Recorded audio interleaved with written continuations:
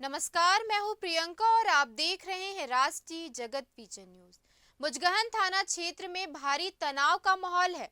ग्रामीणों ने अपने इलाके में बदमाश तरुण रात्रि के आतंक से परेशान होकर थाने का घेराव कर दिया है। जानकारी के अनुसार तरुण रात्रि जेल से छुटकर वापस आने के बाद ग्रामीणों से मारपीट करता है और चाकू तलवार लेकर गैंग के साथ भटगांव समेत कई गांवों में रंगदारी वसूलता है।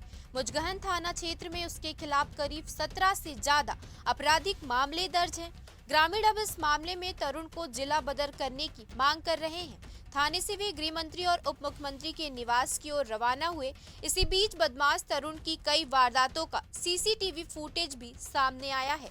मुजगहन थाना क्षेत्र में बढ़ते अपराध और ग्रामीणों की सुरक्षा को लेकर सवाल खड़े हो रहे हैं। फिलहाल इस खबर में इतना ही। देश प्रदेश की खबरों से अपडेटेड रहने के लिए हमारे चैनल को सब्सक्राइब करें और नए खबरों के नोटिफिकेशन के लिए बेल आइकॉन जरूर दबाएं। नमस्कार।